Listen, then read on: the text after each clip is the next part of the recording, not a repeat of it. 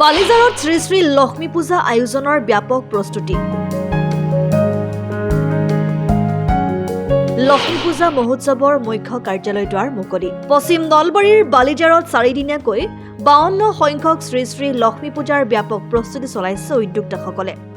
দেওবাৰে পূজা সমিতিৰ উদ্যোক্তাসকলৰ উপস্থিতিত অসমী হাইস্কুলৰ শিক্ষক হোমেশ্বৰ তালুকদাৰে মুখ্য কাৰ্যালয়টো আনুষ্ঠানিকভাৱে মুকলি কৰে। কাৰ্যালয় মুকলি অনুষ্ঠানটোত বিশিষ্ট অতিথি হিচাপে উপস্থিত থাকে সাংবাদিক মেৰাজুল হুছেইন কাজী, বিশিষ্ট শিক্ষাবিদ সৰ্বেশ্বৰ বৰ্মন, পূজা সমিতিৰ সভাপতি তাৰিণী বৰ্মন, কাৰ্যকৰী সভাপতি উত্তম বৰ্মন, সম্পাদক সুনন্দ বৰ্মন, উদ্যোক্তা নৰেন বৰ্মন, ব্ৰজেন বৰ্মনৰ লগতে অঞ্চলটোৰ প্ৰায় শতাধিক লোক। বালিজাৰৰ লক্ষ্মী পূজা বুলি ক'লে আমাৰ এই অঞ্চলৰ এখন লেখত ল'বলগীয়া লক্ষ্মী পূজা। এই লক্ষ্মী পূজা সমিতিৰ সভাপতি আমাৰ তাৰিণীকান্ত বৰ্মন ডাঙৰীয়া আছে। তাৰপিছত আমাৰ এই অঞ্চলৰে আমাৰ উদীয়মান যুৱক আমাৰ অসমীয়া হাইস্কুলৰ পৰিচালনা সমিতিৰ সভাপতি ব্ৰজেন বৰ্মন ডাঙৰীয়া আছে, সুনন্দ বৰ্মন ডাঙৰীয়া আছে।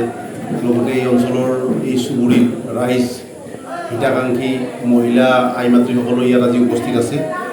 এই লক্ষ্মী পূজাৰ এখেতসকলৰ এটা নতুনত্ব কি যে আমি লক্ষ্মী পূজা বুলি কোৱাৰ লগে লগে আচলতে কাৰ্যালয়ৰ এই উদ্বোধন কাৰ্যসূচীটো বহুতৰ নাই। বালিজাৰৰ এইটো এটা নতুন আমি লেখত ল'বলগীয়া বুলি কৈছোঁ এইকাৰণে যে এই যিটো উদ্বোধন, শুভ উদ্বোধনেৰে অতি পবিত্ৰ হৃদয়েৰে আন্তৰিকতাৰে এই কাৰ্যালয়টি উদ্বোধন কৰি ইয়াৰ জৰিয়তে গোটেই গাঁৱৰ মানুহখিনিৰ পৰা যিখিনি আন্তৰিকতা অৰ্থাৎ সহায় সহযোগ, সেই সহায় সহযোগটো অতিতে গুৰুত্বপূৰ্ণ এটা কথা। আৰু এইখন পূজাৰ কি এটা মই প্ৰতিবাৰে কৈ আছোঁ, এই পূজাখনৰ এটা সাংঘাতিক কথা কি যে আমাৰ এই অঞ্চলৰ যিখিনি মানুহ এই আমাৰ বিভিন্ন ধৰ্মাৱলম্বী যেনে হিন্দু মুছলিম উভয়ৰ এটা সমিল মিলৰ এটা যিটো চানেকি এই পূজাখনে দাঙি ধৰে। অনুষ্ঠানবিলাকত আমাৰ খেল ধেমালি প্ৰতিযোগিতা পাতে, সেই খেল ধেমালিত আমাৰ মুছলিম ল'ৰা ছোৱালীও ইয়াত অংশগ্ৰহণ কৰে, তাত প্ৰাইজ পায়।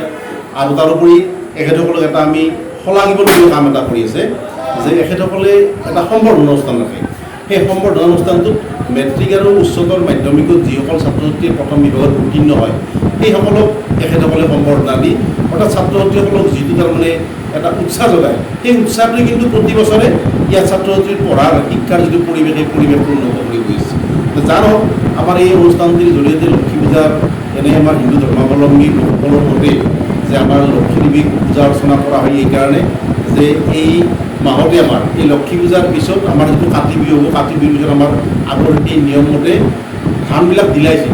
কিন্তু এতিয়া আমাৰ কি হয়, এতিয়া কৃষি বিজ্ঞান পদ্ধতিত গতিকে এতিয়া আগতীয়া হৈছে, ধান ইতিমধ্যে কিছুমানত দিলোৱা হৈ গৈছে। তথাপি আমি লক্ষ্মী দেৱীক আৰাধনা কৰি এই লক্ষ্মী দেৱীক স্তুতি কৰি যাতে আমাৰ ভঁৰাল ধনে ধানেৰে ভৰি পৰে তাৰে আমি প্ৰাৰ্থনা জনাওঁ। আৰু সেই উদ্দেশ্যে আমাৰ এই অনুষ্ঠানটি ৰূপায়ণ কৰা হৈছে। আৰু আজি এই মন্দিৰ আমাৰ সন্মুখত মন্দিৰ, সেই মন্দিৰৰ লগত সংলগ্ন ৰাখি বা সংগতি ৰাখি আমাৰ যি লক্ষ্মী পূজা, এই লক্ষ্মী পূজাত বাৰে ৰহণীয়া কাৰ্যসূচী আছে। ইয়াত আপোনাৰ সম্বৰ্ধনাৰ পৰা, ইয়াত গীত মাতৰ পৰা আৰম্ভ কৰি, ইয়াত খেল ধেমালিৰ পৰা আৰম্ভ কৰি, ইয়াত গাঁৱৰ যিখিনি খেল ধেমালি মহিলাসকল পুৰুষসকলেও ইয়াত খেল ধেমালি অংশগ্ৰহণ কৰে। কিয় এটা ইয়াৰ ব্যতিক্ৰমিক পদক্ষেপ বুলি মই ক'ব খোজোঁ যে যাৰ হওক যাতে অনুষ্ঠানটি সুকলমে চলে আৰু আটাইকেইদিনৰ কাৰ্যসূচী যাতে সুন্দৰ শান্তি সম্প্ৰীতিৰে অতিবাহিত হয়। আৰু এই 52 সংখ্যক লক্ষ্মী পূজাৰ আটাইবোৰ কাৰ্যসূচীতে মই মংগল কামনা কৰিছোঁ।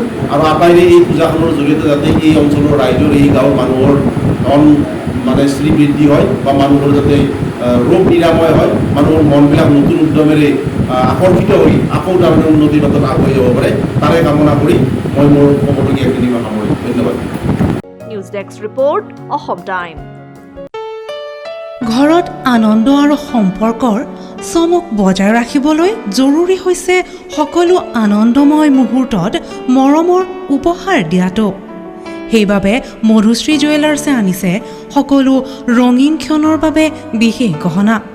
হীৰাৰে হওক, সোণৰে হওক বা ৰূপৰে হওক, শ্ৰেষ্ঠ ডিজাইনছ আৰু হলমাৰ্কযুক্ত গহনাই ৰাখে সম্পৰ্কক নিখুঁত। তেনেহ'লে আজিয়ে আনক আনন্দ মধুশ্ৰী জুৱেলাৰ্ছৰ সৈতে।